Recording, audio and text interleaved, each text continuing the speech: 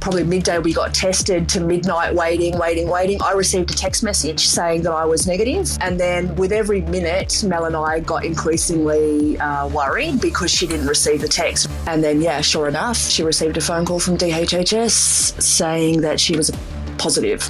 And then we spiralled even further. Today on Dirty Linen, we are checking in with Wani Sakellaropoulos.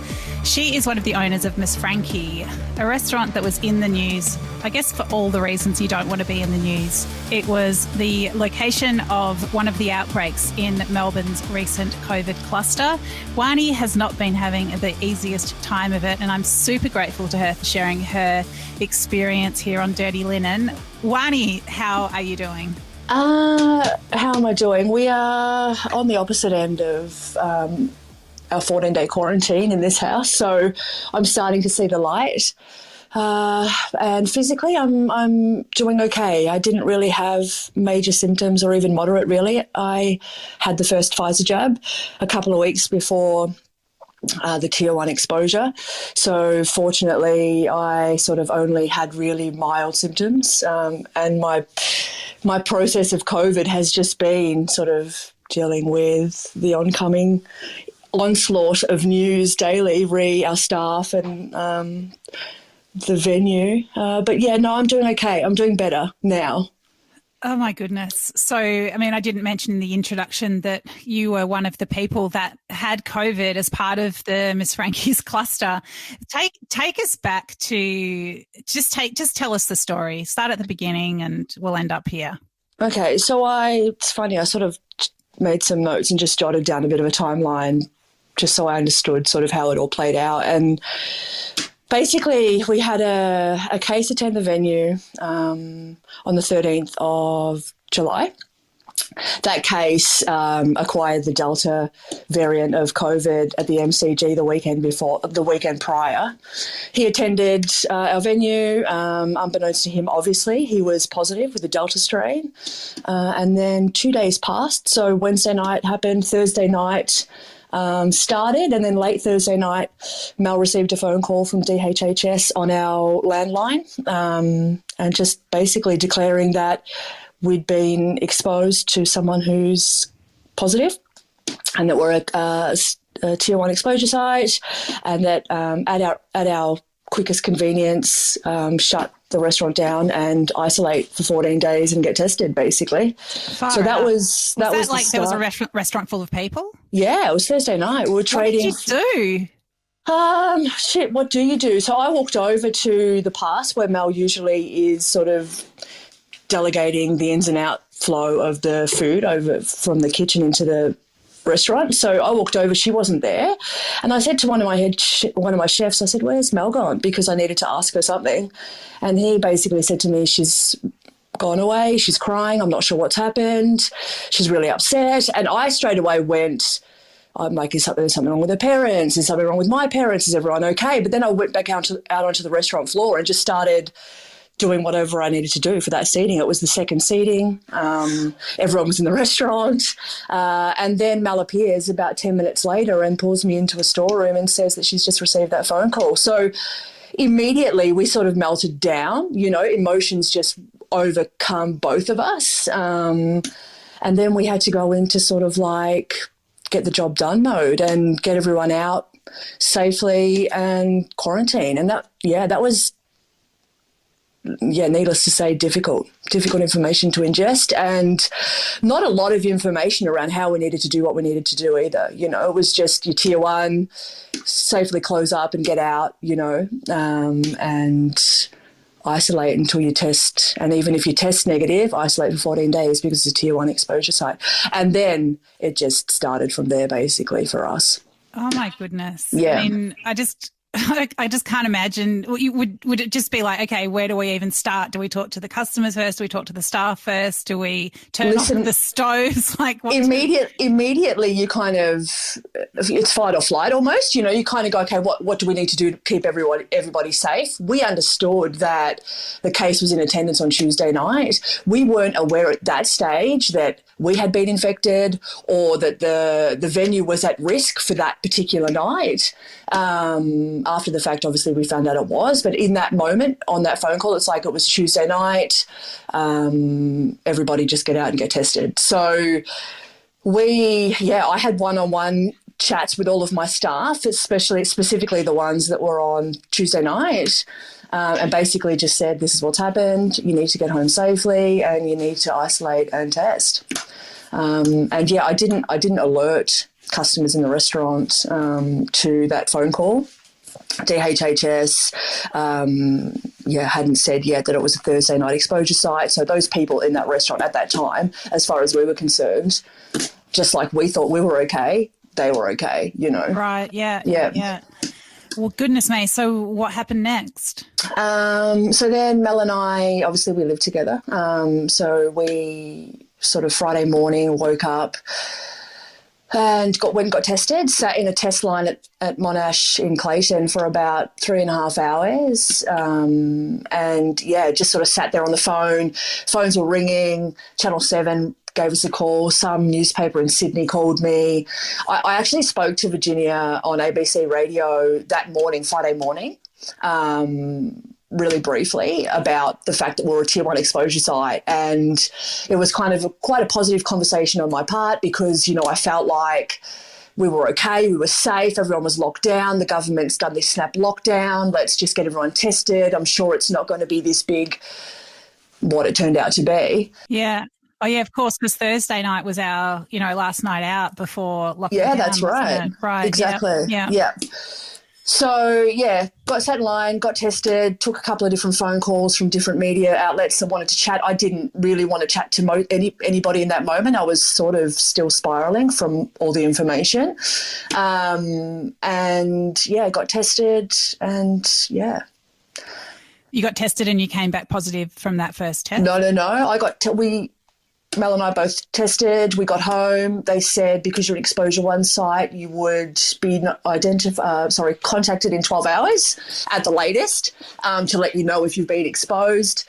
So we're sitting up, between probably midday we got tested to midnight waiting. I received a text message saying that I was negative at about 10:30.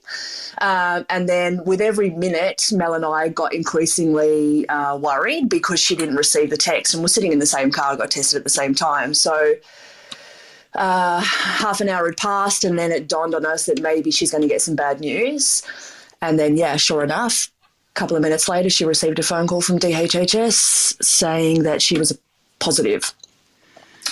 Oh my goodness. And then we spiraled even further. So just this continuous, and with every day that come from there, Dani, the different people that tested positive, and there was no light. It just kept hitting us harder and harder,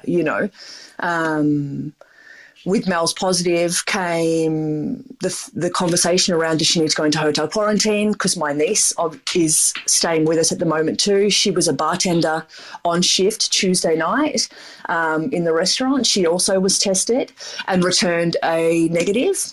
But because Mel returned her positive, we were starting to have the conversations around Mel having to go to hotel quarantine. So we may protect ourselves from getting the virus. We separated in our house. I went upstairs with Bella. Mel stayed downstairs. We obviously all had masks on. We were sanitizing like crazy people. We started to spiral into this kind of like clinical phase where everything was a germ, and we just didn't even feel comfortable in our own house, because we didn't know if we were going to get it, where Mel had to go. So we made the decision for Mel to leave. Oh my goodness. Are you guys like housemates, business partners, life partners? Like we're all three, all of the above. Yeah. Housemates. No, we're business partners and we're life partners. We've been together for 13 years. So we're in the same bed, obviously. We share the same, bathroom. So it makes sense that if Mel's got it, I'm in the same house as this Delta strain, we're going to get it. However, in that moment, we kind of just went, let's try and separate. Maybe I haven't got it, maybe I didn't contract it, maybe, and then there's all this conversation around if Mel stays positive in the house and I don't, or Bella doesn't return a positive at all through the duration of the 14 days of her quarantine, we would have to then quarantine another 14 days after her negative. So then this timepiece came into it. So we just said, you know what, let's just roll the dice and see what happens. She was picked up by some sort of a unit that was part of the hotel quarantine system in the city, and off she went. I just feel like I'm having an out-of-body experience listening to this. Like, it's just so intense. And I mean, at the same time, you know, your business that you just put your heart and soul into is all over the news. There were other cases popping up day by day. And I mean, look, I just want to say that, I mean, I was devastated for your business. I haven't even been to the restaurant, but I just could only... I just, you know, obviously I know it's a small business. It's, you know, I just know how much heart and soul people put into these restaurants. But one thing I think is really important to note is that every time that you were mentioned on the news or the press conferences by Jerome Weimer, who's the COVID commander, he really made a point of saying how good your COVID safe procedures were, you know, that your check-ins were great, that you were being super cooperative. And I mean, I think from my point of view, I just feel like a business like yours is like a hero of an outbreak like we had, and so important to getting it under control. So, you know, it's awful, but, you know, I think you guys, you had your shit together to at least, you know, do what needed to be done from the community perspective. We always have that intention in the forefront of our minds. We're a community-based business. You know, we've been in Cremorne for 12 years now with the cafe before the restaurant. There's a real sense of community in Cremorne. There's a real sense of community in Richmond. And then we have this tribe-like following for Miss Frankie that's just like loyalist supporters of our brand, because we do care a lot about what we do and a lot about our community. So it makes sense to us that our COVID safe protocols and procedures did contribute to the greater good, and that for us, when Jerome started sort of using that language in the media, finally we had all of this and it was just numbers really. Miss Frankie, the brand, they would sort of have a new reporter at the front on a different day from a different network, sort of doing their COVID report at the front of our beautiful venue. And like, for us to see that was, as well as dealing with, you know, COVID positives amongst our family and our crew, was just devastating. But then Jerome all of a sudden changed the narrative in the media and said, you know what, these guys, which we did, have contributed. And that was like this beacon of light for us, you know, and gave us that sort of energy to go, hang on, yes, it's unfortunate. And he actually called us directly and said, you know, it's such a shame that such a beautiful business set up the way you've set it up, the community that you have, the protocols that you've had in place, to have been affected by this virus like it has, you know. That's nice that he called you. It was lovely. Yeah, Mel's got a direct line in, which is was lovely. I think he realised that we kind of probably needed it, you know, in that moment. Oh my goodness. So when did you find out that you were positive? So, you know, as soon as Mel left, I said, obviously the right thing to do. And DHHS was, we all have like a close contact person who deals with, you know, us individually. And then once you become a positive case, you get a doctor or whatever from one of the local health areas. But I had a close contact nurse who was taking care of me, or a public officer. And we just sort of spoke, and I said, look, Mel's out now, we should go get tested. She's like, yes, definitely, you and Bella go get tested again, just to see, you know, obviously in their minds, they know this Delta variant is different to the Alpha. You know, it's like super contagious. If you're in the same house with somebody and they've got it, the likelihood is very high that if you haven't got it from being in the Tier 1 exposure site, you're probably going to get it from being in the same house, you know. So off Bella and I went to get tested, and I returned a negative that night, about 10 hours later, and Bella still returned a positive. I returned a positive and Bella still returned a negative. Yep. And then the nurses said, look, send Bella out again. So out Bella goes again for her third test. This is Monday now. And sure enough, she returned her positive. So finally, all three of us returned our positives within, you know, 3 days. And Mel was able to come back home from hotel quarantine and quarantine with the whole house. Oh, my goodness. Yeah. How did you feel when you got that positive result? Oh, look, I've had my first Pfizer jab, and I didn't, like I said, have any symptoms, major symptoms. When she pricked my nose the second time, I sort of got hay fever-like symptoms, and I thought it was just because of the test. So I didn't feel like I was going to get it. I felt strong. And then when I got it, I still felt strong. I didn't feel affected by the virus. It was more a mental thing for me, because I'm dealing with this double-layered, quadruple-layered, 10-time layered issue where it's like family, myself, and my business, where it mentally did hit me pretty hard when I got that positive, rather than physically. Yeah, it is a lot. And so how many cases in the end were associated with Miss Frankie, and how many of those were staff? How many were customers? Look, we haven't got a final number. We've asked for a call with DHHS tomorrow just to get the final number of patrons. We know from the maths, our staff, 10 staff members in total were positive. And yeah, so on that night, we're such a little group, we don't have, as you know, hospitality in Melbourne's been decimated of its industry as far as staff are concerned. So we don't have the ability to have a bubble where we can have one crew and then another crew, or, our crew that was on Tuesday night, majority of those staff members, -2, returned a positive result. Gosh. And then close contacts, everybody that they went then home to quarantine with. So Chef and his wife, for example, their 2 daughters ended up getting it. Gosh. Yeah, so and the numbers for the patrons, I don't know. The number in the end, I think, was close to 50. So I would say about 35, and this is just a guesstimate based on what was reported, 35 patrons probably. Oh, my goodness. And were any of your staff badly ill? Look, and that's the final turn that really tipped Mel and I, and probably the staff, because we're like a family. Our head chef, Giorgio, is in his late 50s, not eligible for mid-50s, Mel's saying. Oops, sorry, I just threw 3 years on his life. Mid-50s.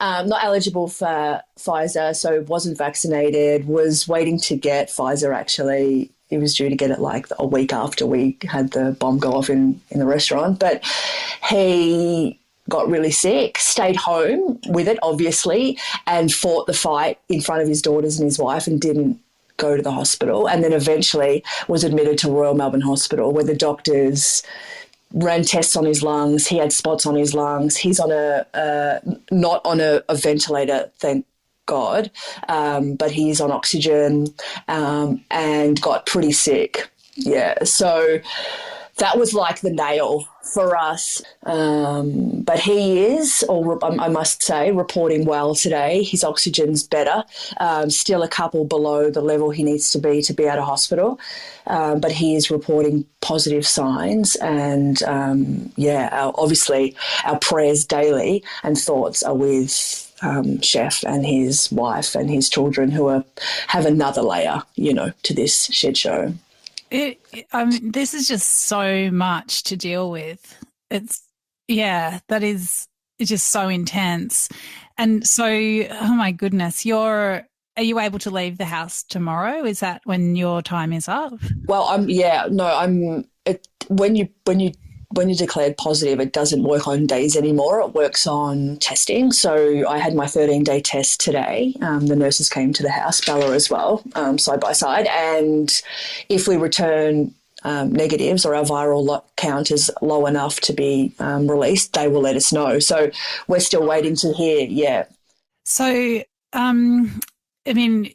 what's the path to reopening like for you guys? So we have obviously from day one been working with DHHS and or sort of the appropriate bodies around how we sort of return to open, we knew straight away that we needed to do a COVID deep clean, and that's protocol for the government. So straight away they were in touch, like they were with our contact tracing. They were sort of trying to get an assessment on, you know, floor plans, what's where, who's where, how do we get in, how do we get out, and then we had an assessment done on the site. They did an assessment. I think that is it IPCA, the government authority. They went through, they've done a report, and then based on that report, they've requested another clean of like staff areas, because the original outbreak or sort of tier 1 exposure was the customer who came in on Tuesday, who's then infected the staff. But at that Thursday point when they've triggered the deep clean, they didn't realise that the staff had been infected, and that all the staff areas needed to be sort of deep cleaned as well. So we've had 2 deep cleans, and yeah, they had to look at all the reports. There was photos. They had to go back through and make sure that it's basically clear for reopen, and it is. And now we had to look at our COVID safe plan again, which was in place, but now it's gone up about 48 notches. I feel like I could almost be a nurse the way I've studied all things COVID in the last 13 days. So the final step is everybody getting the all clear from the government, from DHHS, as far as our health is concerned. And then we'll organise a rollout. For us, we're focusing on the chef at the moment. We're not planning on reopening, even if we can, until our chef is home and safe and healthy, because, yeah, I mean, he's taken this hit because of being in the restaurant. If we go and open again, it just wouldn't feel right for us. So, yeah, we're a few steps away from the reopen, but we are, as far as the government is concerned and a venue is concerned, we have got the all clear to reopen that restaurant. Oh, my goodness. I mean, I'm sure that rightly there'd be a lot of privacy protocols in place, but do you know if the customer that came in positive, unbeknownst to him, was like a regular? Was it someone that you see often, or you just have no idea? We weren't. DHHS are incredible. The way they do what they do is like phenomenal. And like we when we got the call was, and it stated simply this: a case was in attendance, and he was in attendance between 6 o'clock or 5:30 and 7:30, whatever the time was that they said. And then Mel basically said straight away, "Are you sure it's us?" And they said, "Yes, we're sure." And then Mel said, "How can you be sure?" And they said, "We're sure he's attended," because they've obviously done his contact tracing. And then they went further to say that he actually used the bathrooms as well. So he's got up and used the bathrooms. And we don't know where he was sitting, we know that he was in a big group booking. And then we also know after the fact through the media that he was the teacher from Trinity Grammar, and that but as far as like, do I know his name? Do I know where he was sitting? No, the government does not release that because of privacy. And I don't know, is he a regular? It's hard to say. Like, we are in the sports precinct in Melbourne, you know, it was prior to the Amy Park Rugby, which is where he went after. He was having dinner before he went there. You know, I hope to God that he's okay. And I'm sure that, you know, there was about 400 steps that could have been taken before that moment to prevent that particular situation. But if he's a regular or not, we hope that he does dine with us again, and that he is safe and healthy, and that we can just move forward, you know. Yeah, I just wonder if that had been me, I just wonder what I would do. I feel like I'd want to give you like a million bunches of flowers and just. Oh man, when Mel did her contact tracing, actually, because she they did her contact tracing from Tuesday to Friday. And she basically, you know, she went to the bank, and she went to this salami place to pick up some salami skins for her dad. And like straight away she had this kind of like, oh my God, I can't, like, I've gone in there and I've sort of like potentially exposed them, you know. So there is probably a layer of guilt that's attached to being that person that goes into a site and exposes the site. But at the end of the day, Dani, what can you do? You know, you don't know that you're carrying it. This virus is invisible, you know, it really is. So you just can't know. And there should be no guilt attached, really. It's just about protecting each other now and trying to do our best to protect each other moving forward. Yeah. Oh, my goodness. I mean, I think your attitude is amazing, and I just can't imagine the strength that it must take to, just to have the perspective that you have. It's just, it's always going to be a big time in your life that you guys will have to look back on, hey? Oh, it's like I did the maths today, 5 lockdowns, from last year to now in our industry, going through it, catalogue, like experience by experience, what we went through to hit 5 or just pre-5 and get this situation.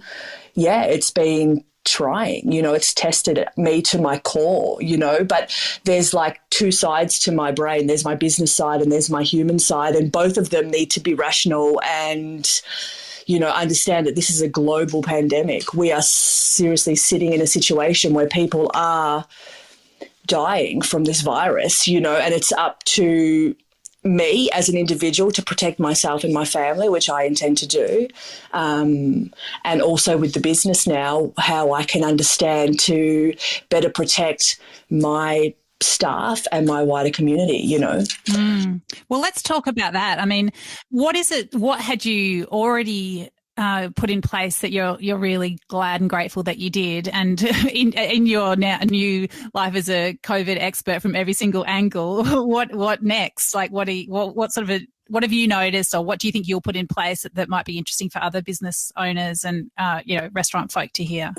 Look, there's a couple of words that are highlighted on my page, and that's proactive and reactive. And I feel like a lot of the COVID stuff that, we have, I'll talk about our industry, that we have to protect us is a bit reactive, so the things that worked, definitely our QR code check-in, we over-enforced that obviously, and we were able to sort of actually help Melbourne or Victoria sort of keep a lid on this current outbreak. Our protocols and procedures around cleaning and social distancing, we did to the spec to the letter of the law. Could we have done it any better?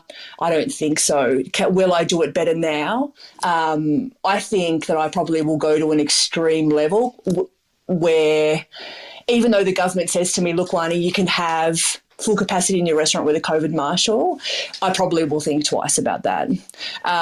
Until the measures that I feel like need to be put in place are things like a higher vaccination rate. I'm not, and here's the thing, I can't sit here and say, I'm pro-vax, everybody get vaccinated.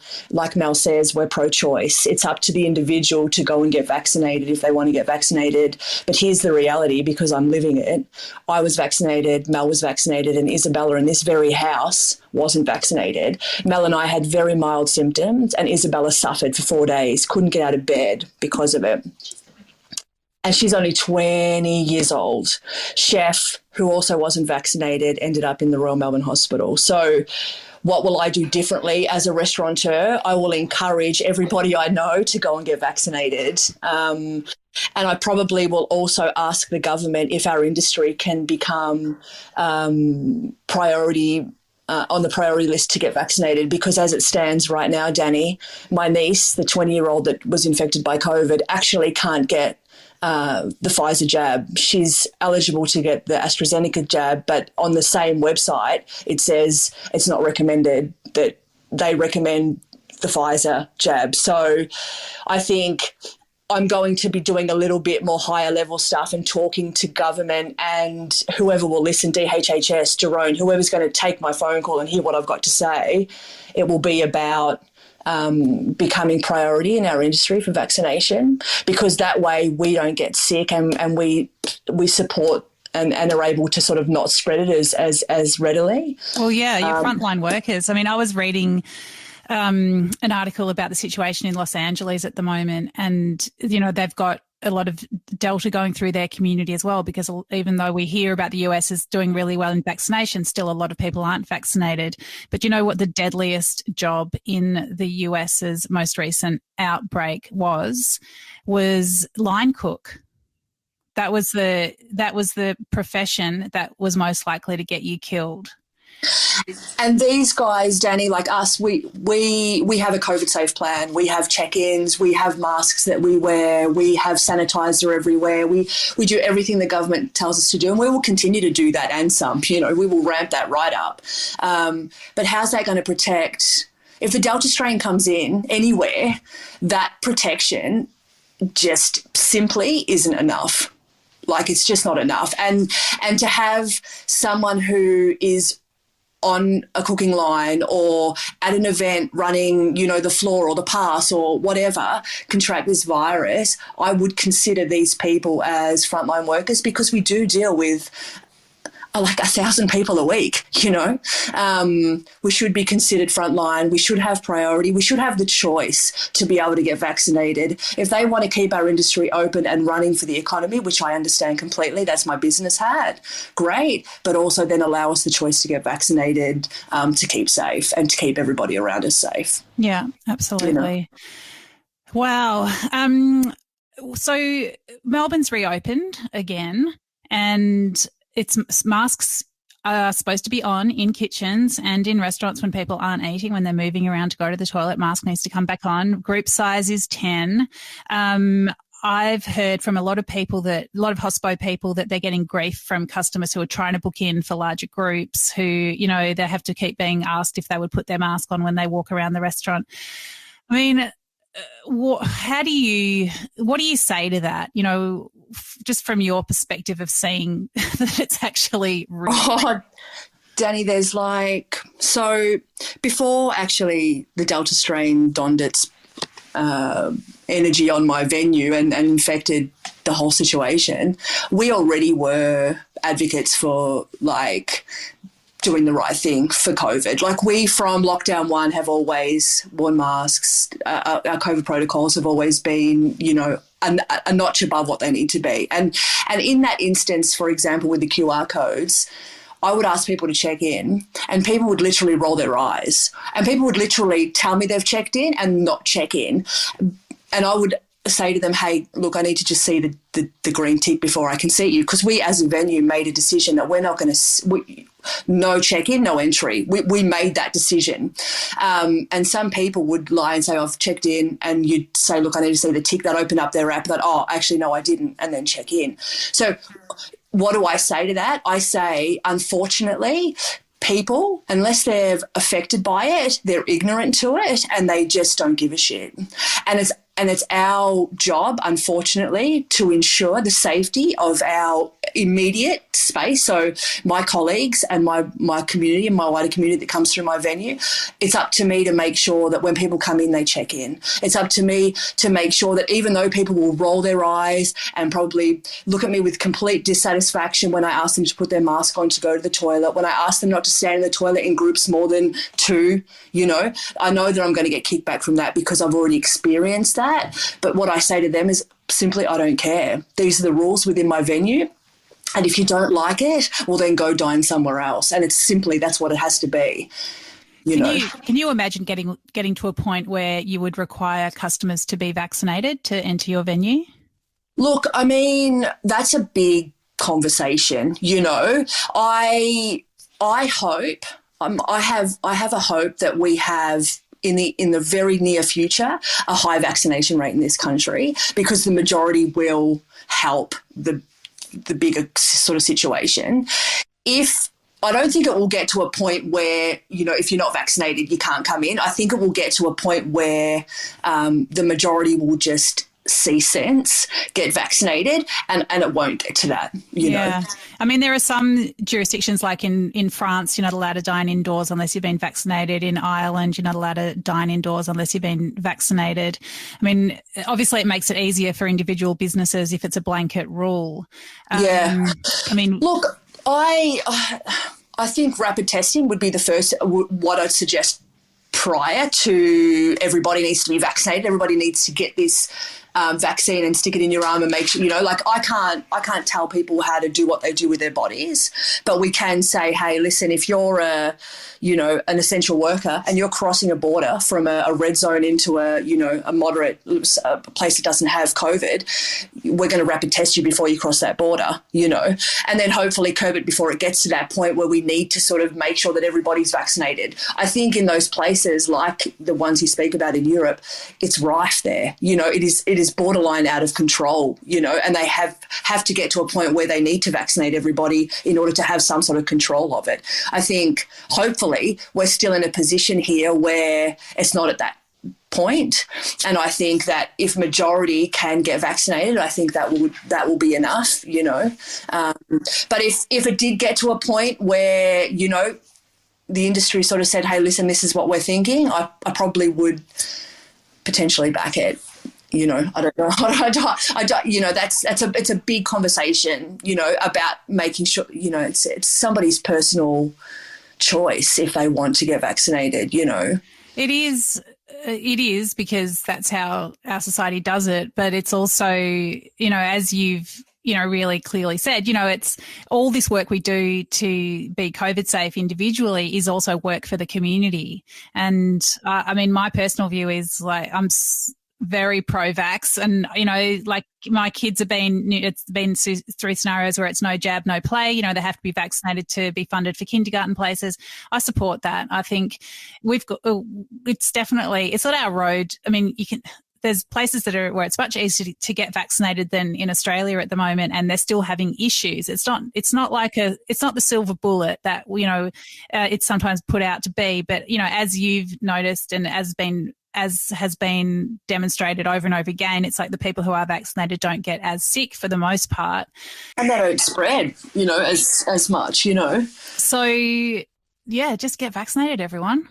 Well, that's the best case scenario. That is the best case scenario. And for me, looking at my current situation, I say I need my guys at least to be put on a preferred list, because a priority list, because right now we can say we want everyone to be vaccinated, no jab, no entry, but I can't even get my 20-year-old bartender to have the Pfizer jab. So we're about 48 steps behind that situation. And I've got a restaurant that needs to roll out into the Delta community, and I need to know that at least that step is going to be taken for them, so they can make the choice, even if everybody else doesn't want to try and keep themselves safe.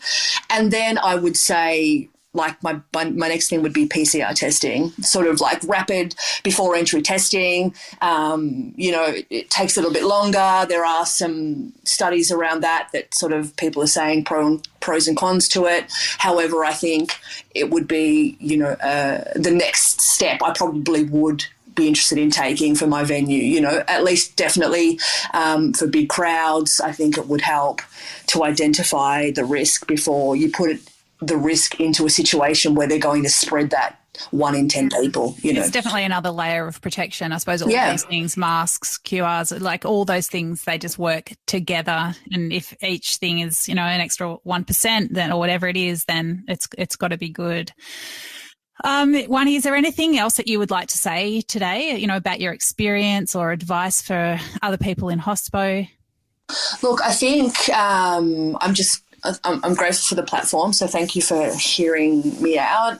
As far as my colleagues go and my sort of fellow people in my industry, I just kind of want to say that it's really important that we sort of stick together, because honestly, I received probably 2 phone calls from industry, I would say, leaders to sort of reach out and see how we went through this whole process. I think there needs to be a meeting of the minds where we all come together, especially the bigger guys, and we kind of even have a forum where we say, these are our challenges, because the government sets a bunch of parameters around, how to be reactive, this is what happens if there's an outbreak in your site. Well, that's too late because my chef's got it and now he's in hospital with spots on his lungs. I think we need to, as a group of people in the industry, I think we need to get together and we need to talk about things that sort of could potentially make a difference, get our voice to be stronger collectively and hopefully pull push the button on this sort of priority vax at least, and things like, you know, how do we talk to our staff about managing the people who roll their eyes when we have to ask them to wear a mask? You know, these conversations, I'm not sure that they're happening live. You know, I think that people just roll back out and, you know, expect that it's just not around, where I think we need to have, if we could, I'm going to be reaching out anyway, whether they want to listen or not, and I'll be screaming the stuff that I need to be screaming regarding this. So that would be all I would like to say, Miss Dani. Well, Miss Wani, it has been really a privilege and such an amazing opportunity for me to have you on the podcast. I just really want to say thank you for the incredible work that you've done for our whole community. I definitely think you guys are COVID heroes and should be recognised as such. It's just, I mean, it's so important what you're doing, everything that you've done, the QRs, looking after your staff, just the attitude that you bring to it, staying home, like it's all so important, and definitely adding your voice to a really important conversation about frontline workers being vaccinated. For sure. I think it's really important, and it's a conversation that we really need to have, and we need to have it loudly. So thank you so much. No worries, Dani. Good luck with getting the results of your test and getting out of quarantine. And finally, reopening. Let me know when you reopen. I would just be so excited to support you. Yeah, come on in. It'd be nice. Nice to see you. Nice to meet you. Yeah. All right. Take care. Thank you so much. Dani, take care of yourself. Ciao, Bella. Bye. This is Dirty Linen, and I'm Dani Valent. We air the issues that the hospitality industry finds hard to talk about, hearing from different people with unique perspectives. We want to hear from you as well. If you have something that needs to be said about a topic, get in touch so we can include your perspective.